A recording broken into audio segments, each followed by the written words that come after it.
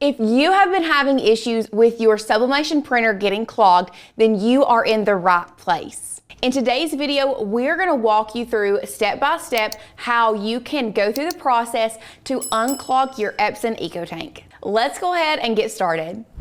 So before we actually get into unclogging your printer, I want to show you here that this one that we have on our table actually is clogged. This is our Epson SureColor F170, so honestly, it's not even a converted printer. This is the printer that Epson has for sublimation, but it truly doesn't matter. You can see that our magenta is very clogged, our black looks clogged, and let's talk about what causes this.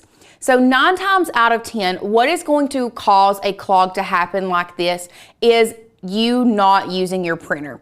So when we say that it is very, very important that you print at least once a week, if not more, we truly mean it. This can happen in a week's time, in 2 weeks' time. So even if you don't plan on pressing anything, it is so important that we still use our printers at least once a week and print something off to maybe even press later. Now you can keep sublimation prints up to months later and still press them as long as you store them in a moisture-free area. So it's very important that we do print at least once a week so that this does not happen. However, I understand that life happens and you cannot get around to printing once a week. So that's what we are here for today, is to help you unclog your EcoTank and make sure that we go through the process and I can show you exactly step by step what to do and what not to do.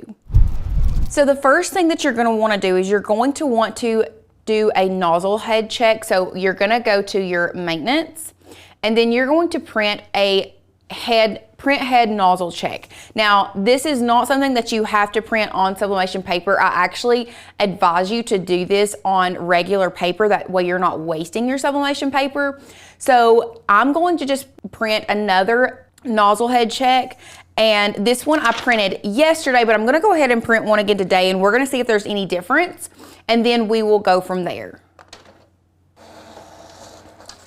So you can see here that the black actually did better today than it did yesterday, but there is still no magenta at all. So what it's going to ask you is it's going to have you check the printed pattern and select whether it is open or closed. So first thing we're going to do, we're going to go ahead and say that it is open. So you're going to go over to the X and press OK.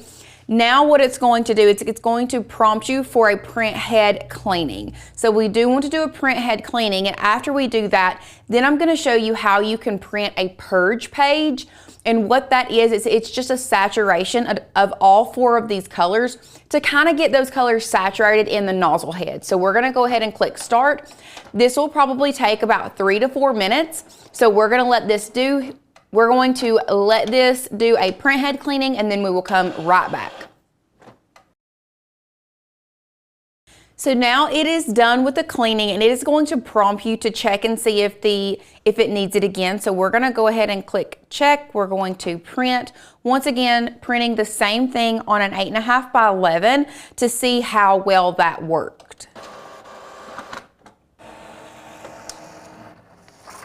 So you can see a huge difference from here to here, and I'll show you all 3 side by side. So we started here yesterday. We got here a while ago, this first print this morning, and after our print head cleaning, we have gotten here. Now there is still a little bit of a broken line there in that magenta, but if you do not get this result, I want to show you what to do next. Whether you do have breaks or you don't have breaks, after your first print head cleaning, I want you to click where it says yes, the circle. So we're just going to click OK.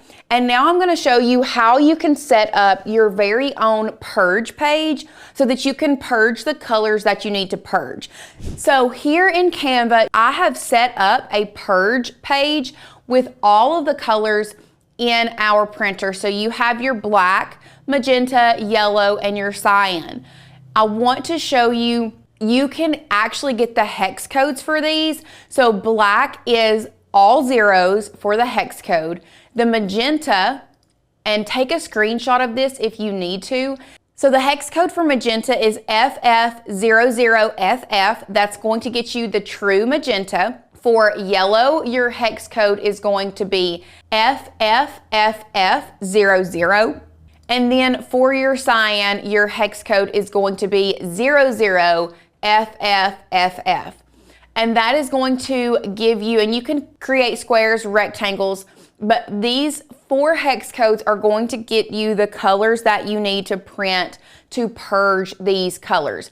Now, if you notice that there is one color specifically that is clogged really bad, you can set up a full purge page, and what you would do is just take that one color, take it all the way across the page. That way you can purge that specific color, or if you need to purge all colors, I would do all 4. So what a purge page is going to do is it's going to print a lot of that ink. So the reason behind this is because the print heads are like sponges, and when they get clogged or dried up, that ink has to saturate that sponge again to be able to print properly. So what the purge does is it allows your printer to dump a bunch of ink in that specific color of the print head. That way, hopefully it'll help saturate that sponge and get that clog out. So once you have ran your first print head cleaning, once again, you do not need to do multiple print head cleanings at a time. It is not recommended at all. So after you've done your first one, whether you have broken lines or not, come into Canva, set up, you can do this all for free. You can set up your very own purge page. And then what we're gonna do is we're just gonna go ahead and download that and print that on our printer. And then we're just doing this at default settings right now because we are working with our SureColor. Now, if you do have a converted Epson EcoTank, I highly recommend that you go ahead and print this on your sublimation settings. So you want to make sure you go to your print quality and make sure that you have best quality or fine quality on there with this specific printer. And let me show you on the other Epson. So no matter what printer you have, you want to make sure that you print on your standard sublimation settings. So you want to make sure you have best quality. You want to make sure your color profiles are right. You want to make sure that you are printing on matte paper. All of those things are very important. We want to make sure those are selected because that's what we're going to be printing our sublimation transfers on. So we want to make sure that all those settings are the same. So once you have done that, you're going to go to print, and then it is going to print your purge page and hopefully help saturate those print heads.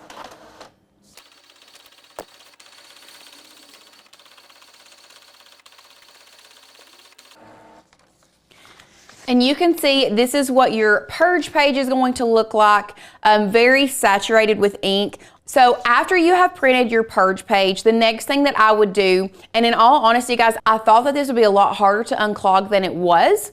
So I was thinking that I was going to be able to go through all of these steps with you, but I'm going to tell you exactly what to do next. So after you've done this, I would print another nozzle head check, which is this page, and it's going to be the first one on your screen. So print another one of these, check and see if you have any broken lines or not, and then do a second print head cleaning. Now, like I said earlier, you do not need to run multiple print head cleanings in a row without printing a purge page. And this is very, very important for the life of your printer. After that, if you're still not getting the results that you want, I would check my ink levels, possibly add more ink, and let my printer set for 12 to 24 hours. Because what's going to happen is sometimes you get air bubbles in the lines from the ink tanks to the print heads. So letting that sit and letting those air bubbles kind of work their way out and then starting over the next day, it could be very important. And you can even see this with this one where we started yesterday. This printer had not been used in months. Here we are. You can see there was probably some buildup, some air bubbles in these lines. This was yesterday. I let the printer set for 12 hours or more. And this was my next one, which again was not great, but you can see a big difference, especially in the black from here to here.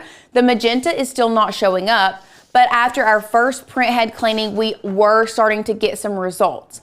Now, one thing I want to make sure you all are aware of is you want to try your best to stay away from the power cleaning. Now, power cleanings are great when you need them, but those are going to shorten the life of your printer. So I don't want you to do a power cleaning unless it's absolutely necessary. That's going to be our last resort. And I do want to make sure you guys are aware that if you do a power cleaning before you start, you must have at least the tank, your ink tanks must be at least 2/3 of the way full. So before you even start looking into doing your power cleaning, make sure you have enough sublimation ink to fill up your tanks if they are low. That way you can fill them up and run that power cleaning if it is necessary. And then of course, I would continue running printhead cleanings, and before I did a power cleaning, if this takes multiple days, do not fret, keep trying, because sometimes these printheads get really clogged. So like I said, we're gonna do printhead cleanings, purge pages in between our printhead cleanings, let your printer sit for 12 to 24 hours, and then finally after a couple days, if you're still not seeing results and you're still not seeing this clog come out, then the last thing I would do would be to run a power cleaning. What I have shown you today is going to be the same across the board for most Epson printers, whether that is a converted EcoTank or a SureColor printer. There are going to be other printers that you might have.